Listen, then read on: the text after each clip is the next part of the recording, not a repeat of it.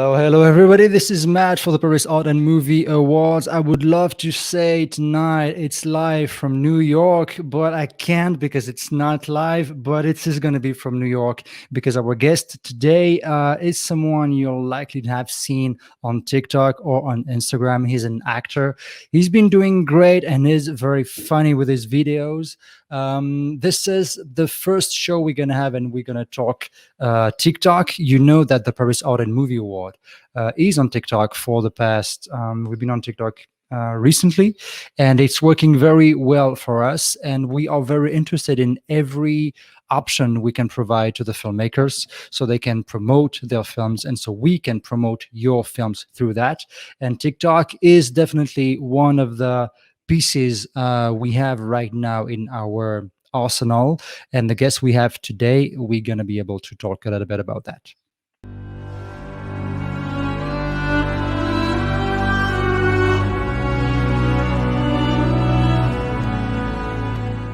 So my guest is from New York. His name is Vick Krishna, and he's made amazing videos on TikToks. He's an actor. Vick, hello. How are you doing? Hi, Matt. How are you doing? I'm doing well. Hope you are too. Doing very, very good. How long have you been in the city? I've been here for 6 years now. Originally 6 from years. Maryland. Yep, but been here for 6. Okay. Did you move to New York because you wanted to make it as an actor? Yeah, absolutely. I think I was doing acting in Maryland and DC area, but I feel like there was a cap on how far you can grow into the industry. And once you reach that level, you're like, okay, I got to make the next big step, which is New York City for me on the East Coast. Okay. Can you tell me a little bit what's your background in the industry perspective as an actor? Who are you, and how would you describe yourself to the audience? I always wanted to be an actor ever since like late high school years, and I like to do theater. I really like anything, theater, commercial, TV, film. All of it's great. I just love the art form of acting. And I did also have a lot of interest in being a director as well. So in my early days in DC and Maryland, and even now, I still make short films. And that fuels me in a different way creatively. But I'm currently focusing on acting more, but I still do have aspirations to be a director one day as well. That makes total sense with the video you make, because you definitely have a point of view in the videos you do. And when I mean a point of view, I'm not talking about an opinion, a political opinion. I'm talking about direction. When you make a video, you have a story to tell, and TikTok is a short, very short format, and you are able to build stories within that format. How did you start working on TikTok, and what made you decide, okay, I'm gonna jump on that platform? Well, thank you for that compliment. So it started only in the pandemic. So when the pandemic started, acting was it took a downfall. A lot of the opportunities were gone. Nothing was happening. So we're just like sitting around, and as creatives, we just have to do something. We just need to have that output, some outlet to express ourselves in some whatever way or form. I mean, we did Zoom theater. I don't know if you've ever seen a Zoom play. A lot of actors were doing that. I did a couple of those. But TikTok was in the palm of your hand. You could do it at your own schedule, your own, whatever you wanted to express, you could do it in that format. And it was a great way. So I started in July, actually. Me and my girlfriend, we did a sketch about how it felt when the month of July was coming. That was our first like viral skit. And from there, I just like, well, this is a thing now, and I guess we're good at it, and we can keep doing it. So that was your first video on TikTok, am I correct? There were some few videos before it, but this is like the first viral TikTok that we had. Yeah. Okay. You see my glorious beard. Oh my God, I miss it. Yeah, you had the beard at the time. So that video is now 1.7 million views. So how do you feel when you see your phone popping up and you see the numbers coming in, how do you react? It is wild because we went to bed. We like, oh, we should just post it on TikTok, and it was like 2 a.m. and we just published it, and then we went to bed. And then in the morning, I woke up and my phone was just like bonkers. It was just like notifications from everywhere, Facebook, Instagram. People were like, hey, we saw you on this thing, or somebody forwarded to us. Like our friends were like, one of our friends forwarded this to us. I was like, I know this guy. So it's a weird feeling. It's like, whoa, something that you made just in your own room reached or connected with people beyond that room. So it was cool. And after that, do you say to yourself, I got to do it? Or do you say, I got to take advantage of that visibility? What's your next kind of strategy move Yeah, I in think using the platform? definitely, we definitely had that thought, like, okay, like the momentum's in our favor, let's make more. Yeah. And that kind of leads to a downfall as well, because then you're like trying to pander to an audience, and you start to lose why you made that first skit, and you start to just making skits for the sake of numbers or something. And I kind of got lost in that after that skit. Like I was like trying to find myself again. I was like, I need to make skits with purpose or like a clear idea, and not just make skits for the sake of making skits. I think that I found myself later as I continued to make, but I did continue to make it because I think there's you learn a lot as you put out quantity of anything. So it was a lot of learning and trying things out. Yeah, I like the self-awareness you have, because a lot of people try to do and repeat the same formula on TikTok. And Right. when you scroll down on your TikTok, we can see that you experimented different things, and that what meets the buzz is not necessarily what you expect to meet the buzz. You know what I mean? Correct. Yeah, For example, absolutely. you made a casting video that reached 3.7 million views, but you have many other videos that are cool and funny that did not reach these numbers. Right. So how do you, and can you kind of anticipate the reaction in any way? No, I don't think you can, but I think you can see like what are people talking about, what's on people's mind, and that you can kind of give you a good indicator of like potential reach. Okay. I felt like the casting thing, that was something in our South Asian community that's always been a thing, especially amongst South Asian actors. The accent is still a very major issue to this date. We'll have auditions saying, hey, you need to do the Indian accent. And it's always, especially for us, like American-born South Asians, we have such a complex about it. It's like, I don't feel comfortable doing this because like, this is not my voice, and it feels like we're mocking them. And it feels very inauthentic. And that's always been a thing. Yeah. So that I think that one did well because that was such an undercurrent in a lot of South Asian. Because it's real. The stereotype is real, and it's part of the lives of so many actors. Yeah. So you touched something that was real. It was real, and it was also very sensitive because it's like, we have to do it because we're trying to grow in this industry and we're trying to like move up. And if we turn down these opportunities because of principles or ethics too early, then we're never going to be able to reach a point where we can make bigger changes. So it's really complicated in how we like say yes to these projects, knowing it's wrong. Yeah. So it's the idea of compromise between the strategy you would like to follow and what the industry is kind of imposing on you, and how do you find your place in that landscape? Did you find, thanks to TikTok, did you have people contacting you, reaching out to you, and offering you opportunities as an actor? Yeah. There's been a couple of things. I think I was offered like writing. A literary agent reached out for representation. A lot of interviews are happening. It's exposure. I think that's the main takeaway from this. And I think an actor could always use exposure, especially like an up and coming actor. I think it's in our advantage. Like, okay, I remember that guy. I can trust him. People seem to like him.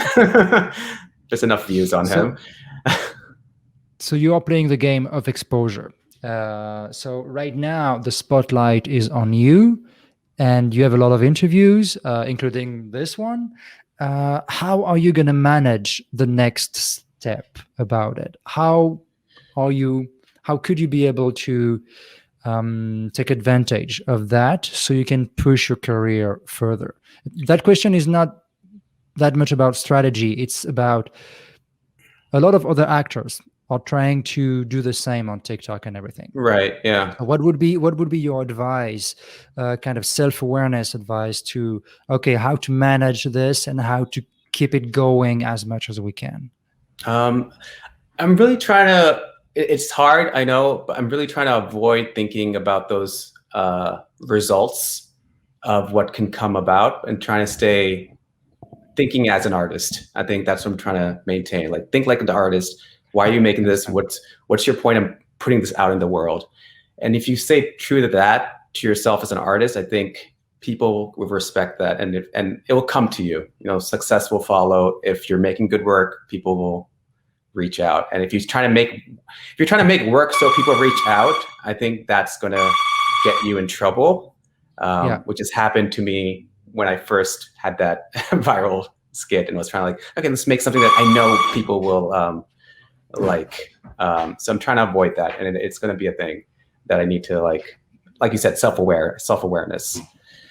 When you make TikTok video, you would like it to make the headlines and to work and to be successful. You've been in the position when it doesn't, and you've been in the position when it does by the millions. What did you expect when you reached the millions? Did you think something was going to happen and it didn't, or did you think something was going to happen and maybe it did? Yeah, so I think after the second viral video, the casting video, I knew not to expect anything. It's all momentary. It's like you have a brief high for a week, like, whoa, you're hot right now, and it's all about this video, and then it will fade, and that's something that you have to get used to. It's like it's very momentary. You can write it out. Just be proud of it, of what you made, that people connected with it, and you move on to the next thing that connects with you and you want to put out. So don't expect anything like, I'm going to be on Jimmy Fallon, or like now I'm going to be repped by whatever fancy agency that you're after, because I had these numbers. It might not, but live with it. So what you're saying is keep grounded. Keep things realistic. You're going to gain exposure, but you're not necessarily gain national exposure. And it's all of this is a game of momentum, basically. How are you going to translate with as an actor? What's going to be your next move? Now you have this in your bag. You are a TikTok multi-millionaire in terms of views. So how are you going to manage the next move for you as an actor? Yeah, it's a good question. I asked myself that actually, like, how do I use this momentum? It's tricky because it's also, I have this feeling like TikTok is its own world. These social media influencers, its own world. And how do you jump the bridge from TikTok to like I want to say actual, but like legit TV film, which is what we call it. It's definitely a gap, because you might be branded as like, you're just an online guy, you're just the online person. You're not meant for TV and film. So I'm trying to like take that. I'm trying not to do my TikToks. I'm trying to incorporate narrative principles into my TikToks, like actual like character work, acting, storylines, and not do those other, and no shade upon anybody who does it, but like, like the dancing trends and other styles of TikToks out there, like when you just talk to the camera and like straight to camera. I'm trying to keep it as acting, directing focused as much as I can, and hopefully that is parallel to what happens on TV and film. in a way, as much as I can in TikTok. You really sound like a down-to-earth guy. I like that. I mean, Thank you. I interview a lot of people, and your answers are very realistic, if I may say. I like that a lot. You're not dreaming about making it overnight. You are. I feel like you are trying to build every step of the way to a better exposure, to a better result, step by step. And I think that's the kind of advice we should all give to each other, and not try to rush it overnight, but try to build something you believe in, you're comfortable with, because this is, at the end of the day, this is what is gonna feed you as an artist, Absolutely. as an actor, as a creator, as a performer. What is your best memory, or what is the best experience you had on set? What is the project you've been working on that brought you the most joy or fruitful experience? I really like stuff that we do by ourselves. I mean, if it was like another project, I'd say there was a time. I'm a big Batman fan, so Okay. I was offered like a one scene role in Gotham, a show on Yeah.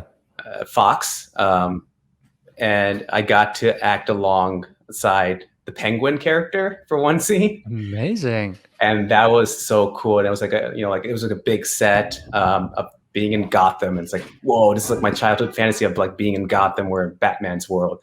So that was like such a cool accomplishment. I was like, wow, like it's just crazy. Like you grew up watching Batman, then you're like actually in Gotham one day.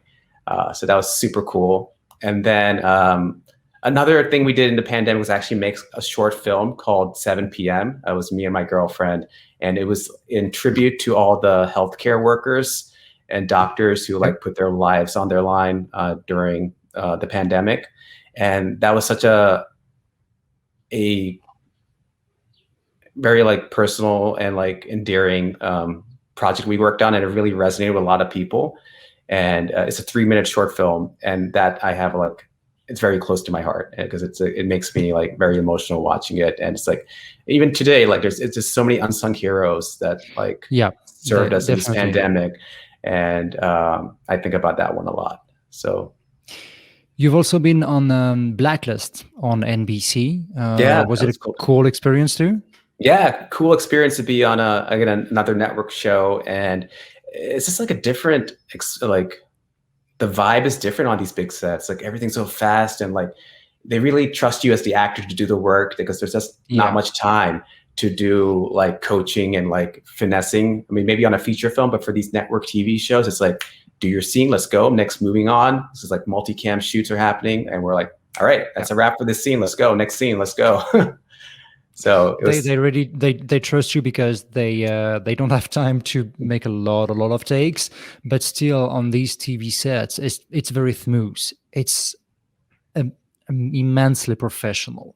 Everybody has his job, everybody has his spot, and everything is going da da da da da da. It never stops. It's really amazing how like it's a big machine in the work. Yeah, absolutely. On these big shoots, so it's fascinating to be part of that. Would you have a kind of a goal? I mean, some actors do, some don't. I'm going to be a little bit more specific here. Would you like to go on feature films? Would you want to have kind of a regular on a TV show? Would you like to go back on theater in person on stage? What would be your most dreamy act on that industry? I would say right now I'm really feeling the miniseries format. I think that's really great. Like you get 8 episodes to really dig into your character, tell a really developed story, and then you get to move on. So maybe I'll get the variety of characters I can play, but I also get to really dig into a character for like a solid 8 episodes. Features are different. I feel like features have like, it's really changed what happened to feature films now. Completely, because the distribution has changed and the way we watch the movies has changed. I feel it's very different now. Yeah, it almost feels like only like big tentpole studio films are the features. Yeah. It's hard to make these like really true and like heartfelt stories. Although, I mean, things are happening. I mean, I saw Nomadland recently. That was brilliant. But yeah, miniseries. That would be my answer. Do a miniseries. That would be several. You have done a lot of like you said, casting stuff, appealing to certain communities. Would you say it's a way to reach an audience, or would you say it's a way for you to talk about something you experience yourself in this industry, all the stereotypes and this kind of stuff? Yeah, I think it's always easier to talk about what you know, talk about what you experienced, and tell your side of it because you lived it, right? So you know the most about it. Just like how you like write what you know. That's when they say like write what you know when you're writing a script, or if you want to be a writer, like write what you know and then go from that. So that's why I seem to resonate or create those type of skits, because I know it all too well. And you decided also to use humor a lot to make people laugh. Is it something that's part of you personally? Are you a funny guy, or are you going using comedy to, I don't know, to express a part of yourself? How do you? Yeah, I feel like I always did have something comedic about me, even growing up, and I found there's a lot of power in comedy. I think when you straight up tell somebody to like, this is how it is, and this is how I feel, don't do this anymore, or like, we have a problem here, and this is the problem. When you start telling people stuff, I think it's a turnoff, and people don't listen to you. But if you're able to tell the same thing disguised with a joke, I think people listen, and it sits, and it will stick with them, and then it will open their eyes to what you're really trying to say. Definitely. So it is a tool that I'm using. It's like almost a weapon, like weaponized comedy. But yeah, I think there's a lot of power, and people underestimate that power, I feel. They do, definitely. Yeah.